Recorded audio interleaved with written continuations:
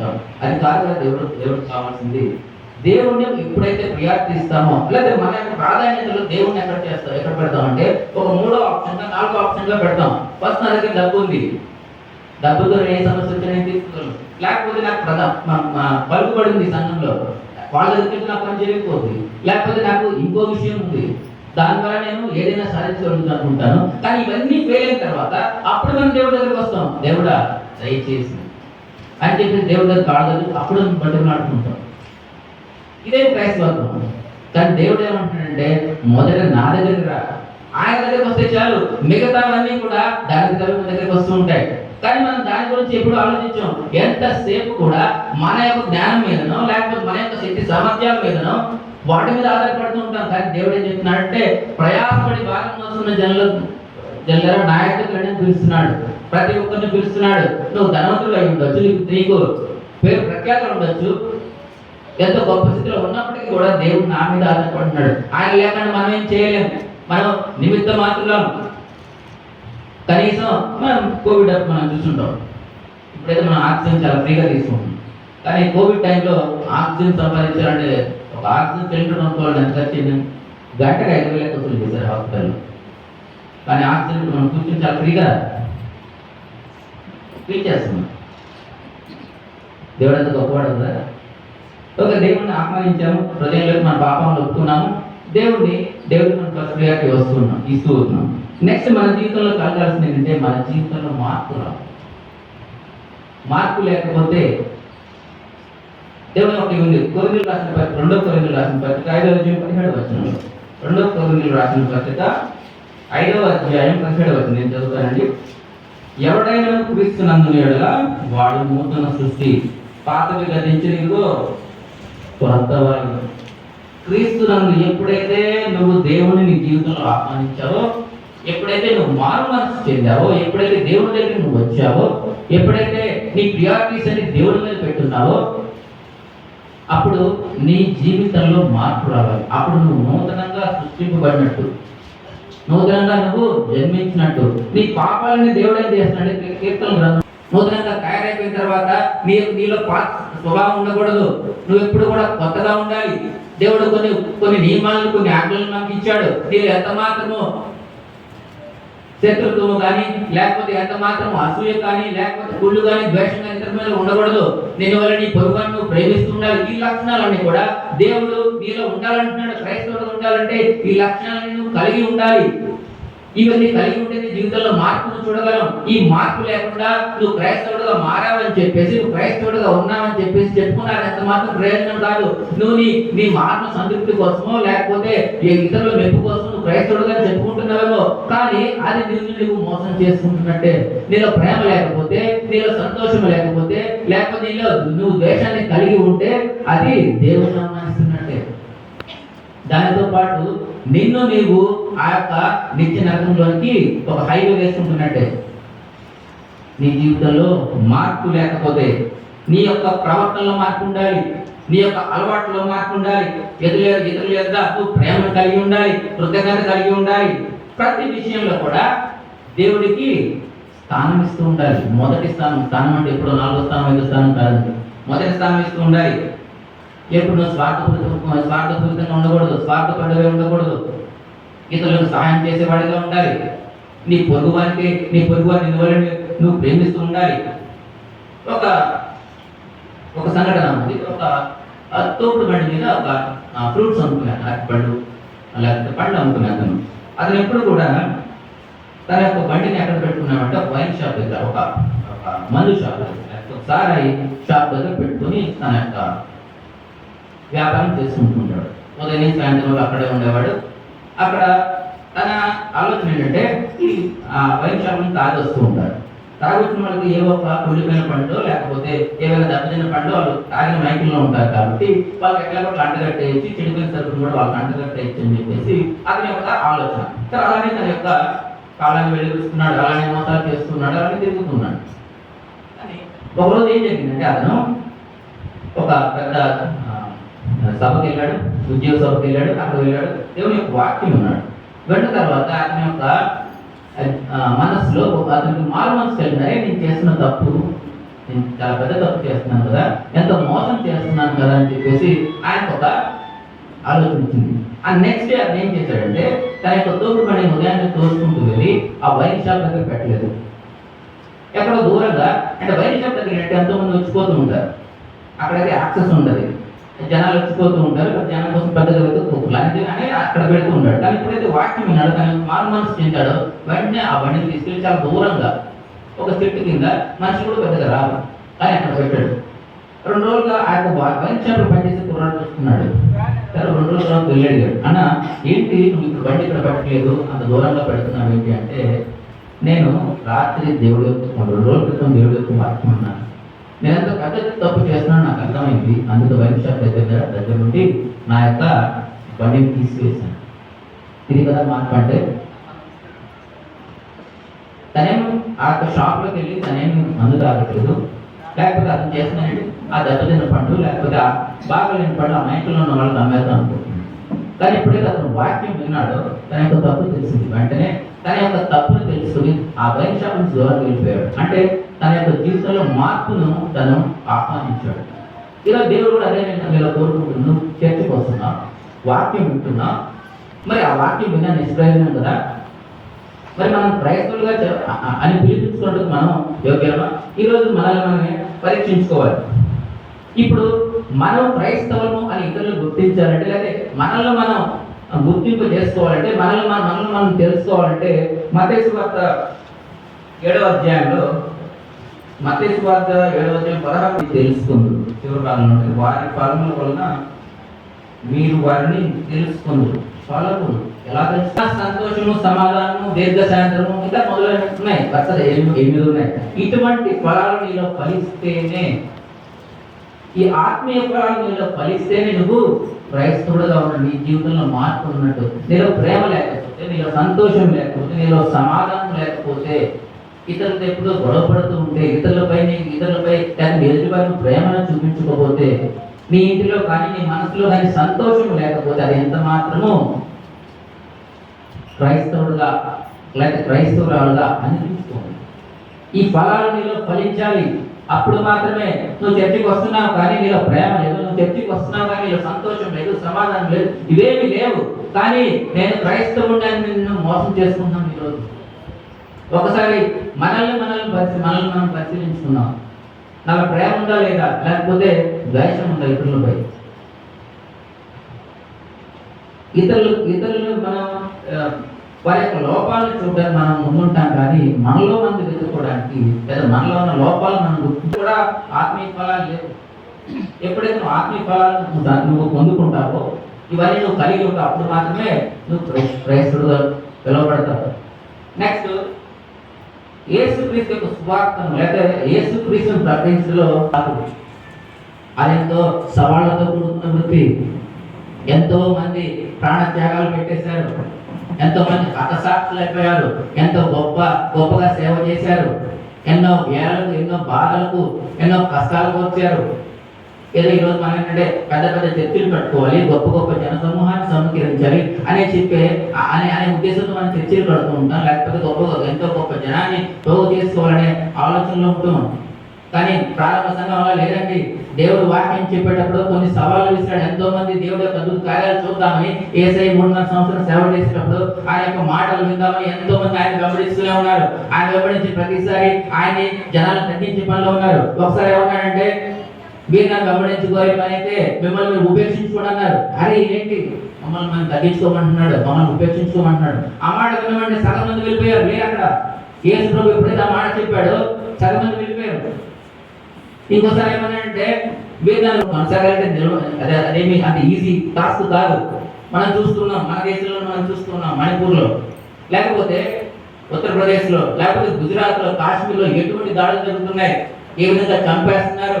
మణిపూర్లో అయితే చంపేశారు, ఇతర దేశాల్లో కొన్ని దేశాల్లో బైబిల్ పట్టుకుంటే చాలు బైబిల్ని చూస్తే చంపేస్తున్నారు. ఎక్కడన్నా ఇలా చర్చిగా ఇలా సమాజంగా కూడుకుని ఉంటే, సంఘంగా కూడుకుని ఉంటే చంపేస్తున్నారు. ఎంతో భయంకరమైన పరిస్థితులు ఉన్నాయి. అప్పుడు ప్రారంభ సంఘాలు కూడా ఇటువంటి పరిస్థితులే ఉన్నాయి. కానీ వాళ్ళ సవాళ్ళను ఎంతో ఆనందంగా స్వీకరించారు, సవాళ్ళను ఎదుర్కొన్నారు. సవాళ్ళను స్వీకరించాలి. సవాళ్ళను స్వీకరించలేకపోతే నువ్వు అనాథుడు అని దేవుడు చెప్తున్నాడు. నెక్స్ట్ మన జీవితంలో ఉండాల్సింది దేవుణ్ణి ఒప్పుకోవడం. ఇప్పుడు అమెరికన్ లైఫ్ చాలా మంచి లైఫ్ అంటారు, అలాగే జపాన్ టెక్నాలజీ చాలా మంచి టెక్నాలజీ అంటారు, అలాగే ఇండియన్ వైఫ్ చాలా మంచిగా ఉంటారని, లేకపోతే ఇలాంటి కొన్ని ఉత్తమమైనవి. నెక్స్ట్ వచ్చేసి క్రిస్టియన్ మ్యారేజ్ చాలా గొప్పగా చాలా మంచిగా ఉంటుంది. ఎందుకు మంచిగా ఎందుకు గొప్పగా ఉంటుందంటే మీ అందరికీ తెలుసు క్రిస్టియన్ మ్యారేజ్ ఎలా జరుగుతుందో. వధువు వరుడు వచ్చిన తర్వాత ఏం చేస్తారంటే అందరి ముందు ఒప్పుకోవాలి, ఇదిగో నేను అతన్ని పెళ్లి చేసుకుంటున్నాను, అది నా ఇష్టపూర్వకంగా జరుగుతుంది, నాకు పాస్టర్ అడుగుతారు నీకు ఇష్టమైన అంటే ఎస్ నాకు ఇష్టమే, అలా లోకంతో కలిసిపోతారు. మేము క్రైస్తవులమా అన్నట్టు వాళ్ళు బ్రతుకుతూ ఉంటారు. ఎవరు వచ్చి నువ్వు క్రైస్తవుడు కదా అంటే అక్కడ కూడా వాళ్ళు బొంగుతారు, పేదలు ఎలా అయితే బొంగుతారు. ఇది కాదు కదా క్రైస్తవ జీవితం అంటే. క్రైస్తవ జీవితం అంటే ఎటువంటి సందర్భమైనా నేను నీ మెడ మీద ఖర్చు పెట్టినా, లేకపోతే నువ్వు ఎటువంటి సందర్భంలో ఉన్నా కానీ దేవుడిని నువ్వు విస్మరించకూడదు. ప్రతి చోట ఆయన సాక్షిగానే బతకాలి. ఆయన నువ్వు చేసుకున్న తర్వాత నీ జీవితంలో నువ్వు మారు మనసు పొందిన తర్వాత దేవుడిని నిజరక్షకుడుగా ఒప్పుకున్న తర్వాత నువ్వు దేవుళ్ళో ఎదగాలి. నువ్వు మొదలుగా పసిపెట్టదు. నువ్వేం చేయాలంటే ఇంతకుముందు అబద్ధాలు చెప్పేవాడివేమో, నువ్వు ఎంత మాత్రం అబద్ధాలు చెప్పకూడదు. ఇంతకుముందు దొంగతనాలు చేసేవాడివేమో, ఇంకెంత మాత్రం దొంగతనాలు చేయకూడదు. ఒకవేళ చర్చికి వచ్చి నువ్వు ఇతరులను ఎగతాలు చేసేవాడిగా ఉన్నావేమో, ఇదిగో వాడు బయటకు వెళ్తే ఎన్నో తప్పులు చేస్తుంటాడు, కానీ చర్చకు వచ్చి ఇదిగో ఎంతో గొప్పగా నటిస్తూ ఉంటాడు అని చెప్పి ఇతరుల గురించి ఎంత చేయకూడదు. దీనిలో మార్పు రావాలి, నీ మాట తీరులో మార్పు రావాలి, నీ యొక్క పనిలో క్రియల్లో మార్పు రావాలి, ప్రతి ఒక్క విషయంలో నీలో మార్పు రావాలి. ఒక చిన్న పిల్లవాడు 1 year ఉంది. 1 year ఉన్న పిల్లవాడు ఆ 1 year సంవత్సరాలు ఎలా మాట్లాడతాడంటే మాటలు కూడా సరిగ్గా నెత్తిగా మాట్లాడుతుంది. అదే ఒక 20 సంవత్సరాల తర్వాత కూడా అలాగే నత్తిగా మెచ్యూర్ అంటే ఆ పరిస్థితి లేకపోతే ఆ యొక్క యవనస్తు పరిస్థితి ఎలా ఉంది, మన పరిస్థితి కూడా ఎలా అలానే ఉంటుంది. ఆత్మీయంగా మనం ఎదగకపోతే, లేకపోతే ఆత్మీయంగా మరొకగానే ఉంటే మన ఆత్మీయ స్థితి ఏంటి, మనం ఎక్కడికి వెళ్తున్నాం. మనం క్రీస్తులను మనం రక్షింపబడినప్పుడు మొదటి స్థితిలో మనం ఉన్నప్పుడు మనం ఆత్మలో ఎదుగుతూ ఉండాలి. కానీ మనం వెళ్తున్నాడు, అరే యొక్క నరకాన్ని సృష్టించింది నా యొక్క బిడ్డల కోసం కాదే అని చెప్పేసి ఆయన బాధపడుతూ ఉన్నాడు. ఆ సైతానికి దాసులుగా మారిపోతే చివరకు తను ఎంతగానో ప్రేమించిన తన కుమారుని కూడా మనం నామకార్థ క్రైస్తవులుగా ఉంటున్నామంటే ఎంత మనం బాధపడాల్సిన విషయం, ఎంత విచారపడాల్సిన విషయం. ఈరోజు దేవుడు ఎదగలేకపోవడానికి కారణం అంటే మొదలుగా నువ్వు చేయాల్సిన పని ఏంటంటే ప్రార్థన చేయాలి. ప్రార్థన అనేది దేవుడితో నువ్వు మాట్లాడాలి. ఎంత గొప్ప గొప్ప వ్యక్తుల ప్రార్థన మనం బైబిల్లో చూస్తూ ఉంటాం. ఒక హన్నా ప్రార్థన మనం చూస్తూ ఉంటాం, ఒక నెహెమ్యా ప్రార్థన మనం చూస్తూ ఉంటాం, లేదా ఒక దానియేలు ప్రార్థన మనం చూస్తూ ఉంటాం. ఎంతో గొప్ప ప్రార్థనలు మన బైబిల్లో ఉన్నాయి, అవి మనకు మాదిరికరంగా ఉన్నాయి. మరి ఈ రోజు మనం ప్రార్థన చేస్తున్నామా? ఎవరన్నా వచ్చి ఒక దైవజనులు ఇక్కడికి వచ్చి మీకు తెలిసిన ఒక వాక్యం చెప్పమంటే మనం చెప్పగలమా? కంఠస్థ వాక్యం చెప్పమంటే ఎవరైనా వర్ష క్రమంలో ఒక వాక్యం చెప్పాలంటే పక్కన అలాగే నా తెలిసిన వాక్యం చెప్పేసి చెప్పాలి అనే స్థితిలో ఉన్నామా లేదా? లేచి కొంచెం ప్రార్థన చేయడం అంటే అదే నాకు ప్రార్థన చేయడం కాదు. ఎంతమంది ఇక్కడ ధైర్యంగా ప్రార్థన చేయగలరు? ఒక 15 నిమిషాలు 20 నిమిషాలు. క్రైస్తవుడు అనేవాడు ఖచ్చితంగా ప్రార్థన చేయాలి.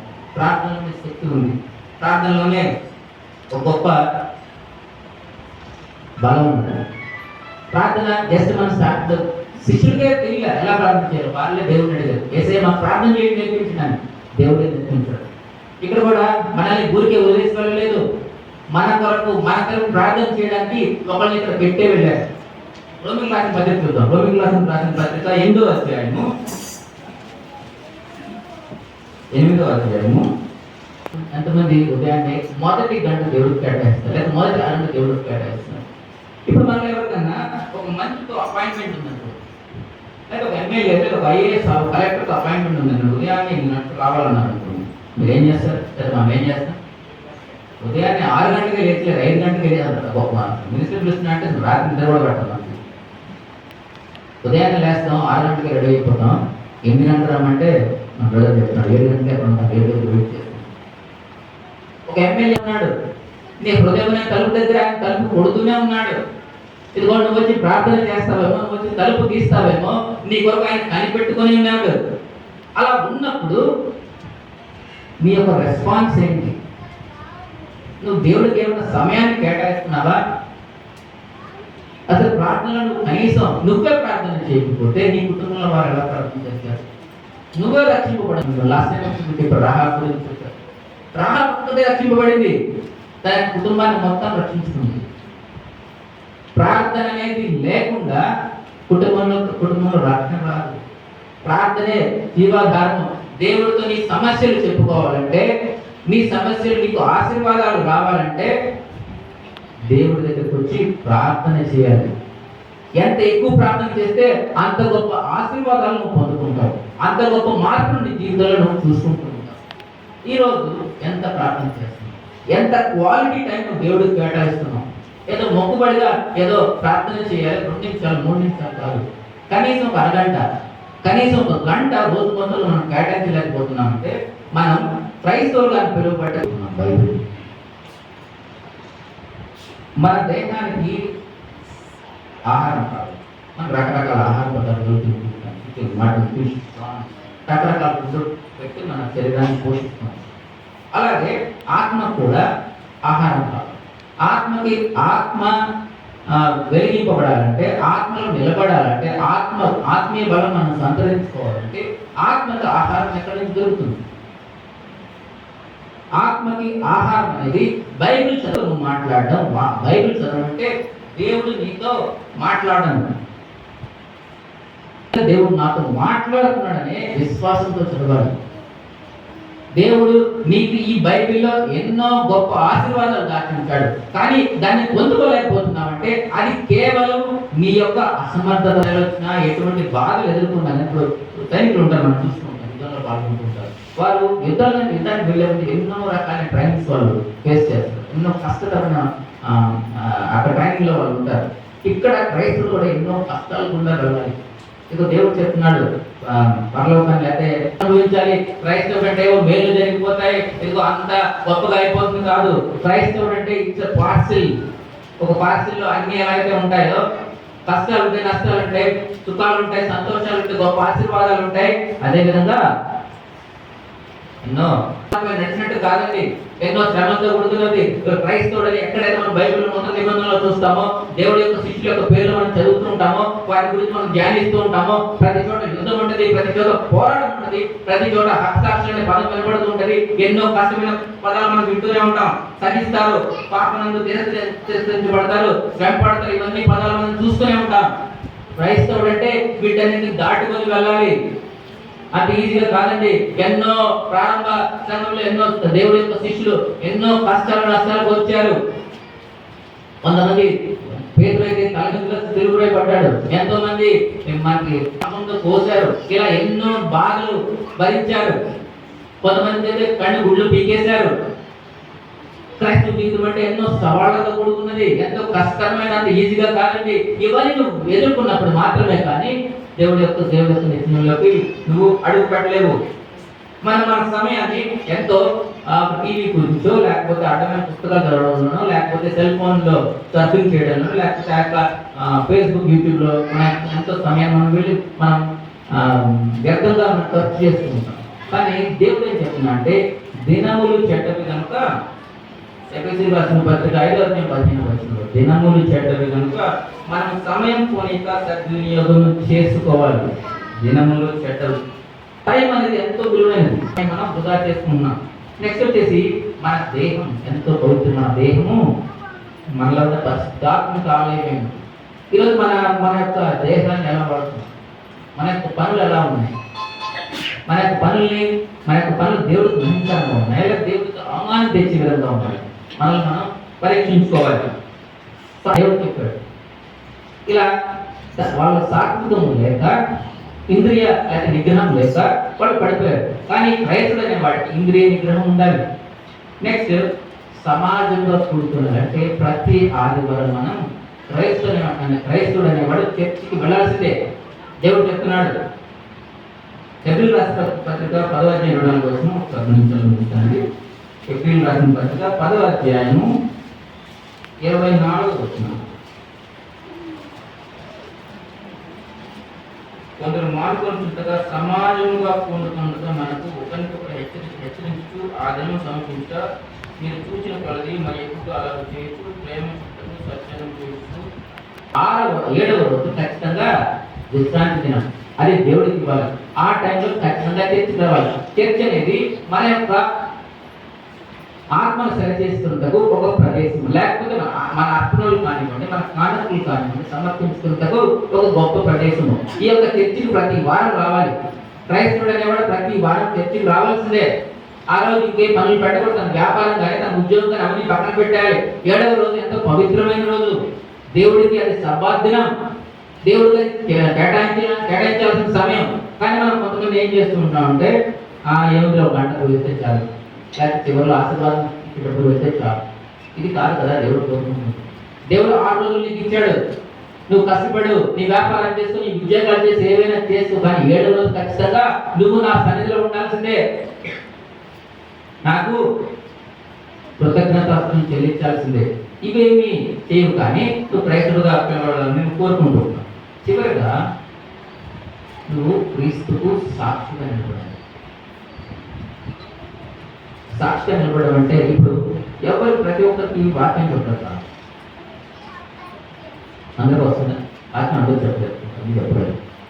లేకపోతే ప్రార్థనకి అందరూ చేయరు, లేకపోతే పెద్ద పెద్ద సభల్లో ఉపన్యసించలేదు, లేకపోతే మెసేజ్ ఇవ్వలేదు, వాక్యం చెప్పలేదు. కానీ వ్యక్తిగత స్వేచ్ఛ చేస్తున్నాను, వ్యక్తిగత సువార్త చెప్పగలరు. నీ పక్కన వాడు, నీ పక్కన వాడికి ఒక్కొక్కరు కూర్చొని ఇప్పుడు దేవుడు నా జీవితంలో మార్పు చేశాడు, దేవుడు నా జీవితంలో ఇటువంటి గొప్ప కార్యాలు చేశాడు, ఇదిగో దేవుడి దగ్గర యేసు ప్రభు దగ్గర అని చెప్పేసి నీ పొరుగు వాడికో, నీ ఎదుటి వారికో, నీ కనపడిన వారికి బస్సులో ప్రయాణం చేసేటప్పుడు నీ తోడు ప్రయాణికుడు నువ్వు చెప్పగలవు కదా.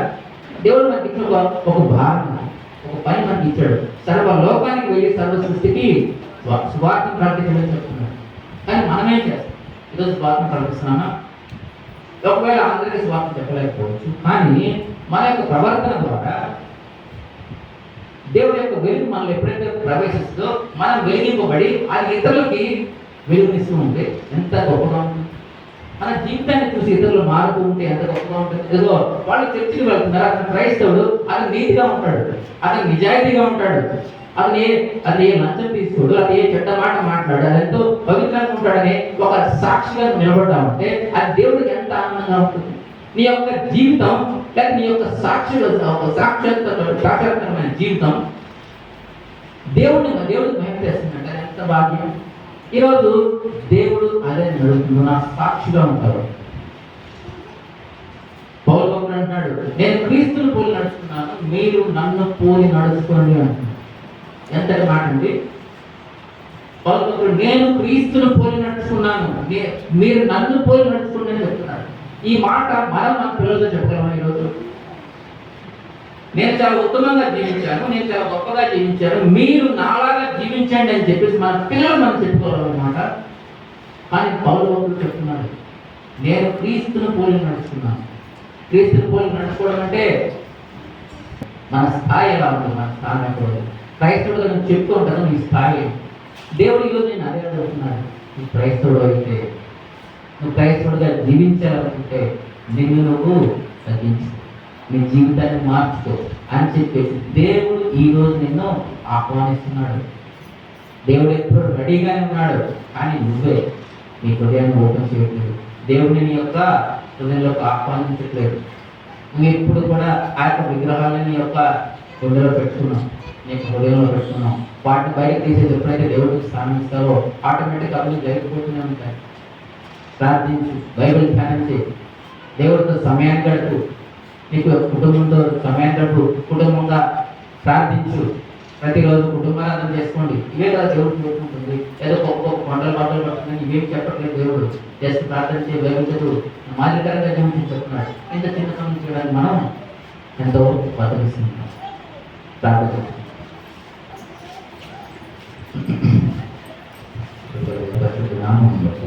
అడిగి కొంచెం